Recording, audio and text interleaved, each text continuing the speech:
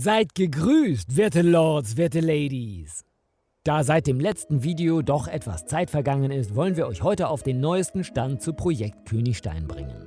Wir beantworten viele eurer Fragen und haben Infos zu einigen der Spielfunktionen im Gepäck. Vorher noch ein Hinweis. Bitte beachtet, dass unter Umständen nicht alles, was wir euch heute zeigen, am Ende so im Spiel landet. Durch unvorhersehbare Schwierigkeiten oder Zeitmangel kann es durchaus vorkommen, dass manche Ideen wieder gestrichen werden müssen. An dieser Stelle erstmal Danke an alle Patreons, die durch ihre Spenden Projekt Königstein unterstützen und uns helfen, diese Vision wahr werden zu lassen. Und natürlich auch an Udwin, der uns auf seinem Kanal sehr supportet hat und das hoffentlich auch weiterhin tun wird. Schauen wir uns nun eure Fragen an. Was besonders viele wissen wollen, ist, ob es auch berittene Einheiten geben wird und wenn ja, ob diese eine Sturmfunktion haben werden. Ja, die wird es geben. Dass diese auch einen Sturmboost haben werden, ist aber eher unwahrscheinlich. Die nächste Frage ist schon fast als Vorschlag einzuordnen. Und zwar geht es darum, ob man komplett eigene Einheiten erstellen und diese mit individuellen Waffen und Rüstungen ausstatten kann. Technisch wäre das sogar machbar. Leider ist zu befürchten, dass das Balancing komplett außer Kontrolle geraten würde, weshalb wir uns entschieden haben, das Ganze vorerst beiseite zu lassen. Wir werden fürs Erste auf vordefinierte Einheiten setzen, die Stärken und Schwächen haben. Ein simples Schere-Stein-Papier-System versuchen wir dabei allerdings zu vermeiden. Als nächstes scheint von großem Interesse zu sein, ob es eine Art Heiratssystem oder ähnliche Interaktionsmechaniken mit anderen Herrschern, wie zum Beispiel bei Crusader Kings geben wird. Projekt Königstein legt den Fokus ganz klar auf die interaktive Spielwelt, in der man bauen, erkunden und Missionen erledigen kann. Strategische Mechaniken wie Bündnisse, Intrigen und auch Handel werden, wenn überhaupt, eine untergeordnete Rolle spielen. Ein Beförderungssystem, bei dem man anhand von seiner XP verschiedene Level aufsteigt, wird es aber geben. Die Punkte verdient man sich durch Kämpfe, Erkunden und das Errichten von Gebäuden oder das Sammeln von Ressourcen. Je nach Level hat man eine größere Gebäudeauswahl und die Gebäude an sich werden effizienter und fortgeschrittener. Auch Einheiten und so manch andere Dinge werden nach und nach freigeschaltet. Welches Level der Spieler am Anfang eines neuen Spiels besitzt, ist kartenabhängig. Insbesondere bei der Story wird der Spieler natürlich nicht bei jeder neuen Map wieder mit Level 0 anfangen. Auch zu den Gebäuden wurden einige Fragen gestellt. Die Antworten gibt es jetzt in Kurzform.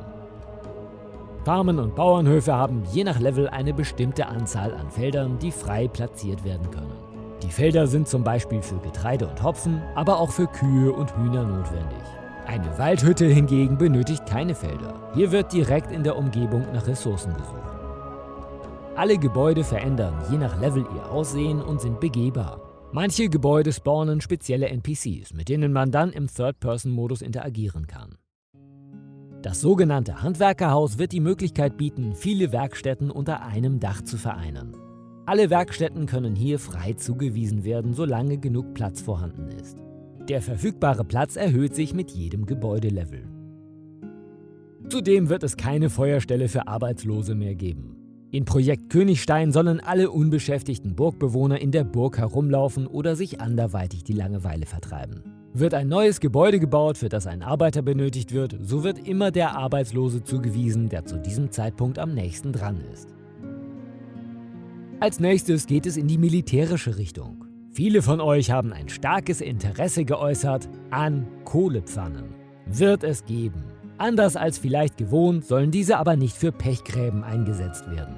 Brennende Pfeile werden sowohl bei der Belagerung als auch bei der Verteidigung insofern eine Rolle spielen, dass sich Belagerungsgeräte und auch Häuser damit sehr gut in Brand stecken lassen.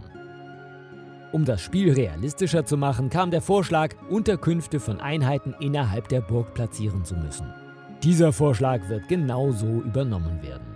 So wie man ein Bevölkerungslimit durch Häuser hat, so wird man ein Einheitenlimit durch Unterkünfte haben. Unterkünfte können neben dem normalen Gebäude auch in Türmen oder Torhäusern platziert werden. Wir hoffen, dass dadurch die Anzahl der Einheiten und die Größe der Burg in einem vernünftigen Verhältnis bleibt. Als letztes bleibt noch der Multiplayer.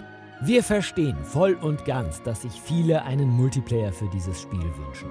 So etwas ist aber technisch sehr anspruchsvoll und wir können zum aktuellen Zeitpunkt einfach nicht versprechen, dass es einen geben wird. Wir haben ihn im Blick und wir werden unser Möglichstes tun, dafür eine Lösung zu finden. Fakt ist aber auch, dass jetzt erstmal das Grundspiel im Fokus liegt. Denn wenn das nicht gut wird, wird auch niemand den Multiplayer spielen wollen.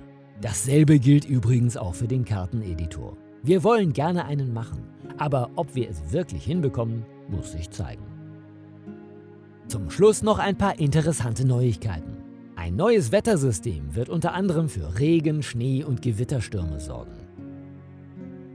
Damian das Gnu, den meisten vermutlich bekannt durch seine selbst erstellten Stronghold-Missionen, unterstützt uns aktiv dabei, eine packende Story für Projekt Königstein zu erschaffen.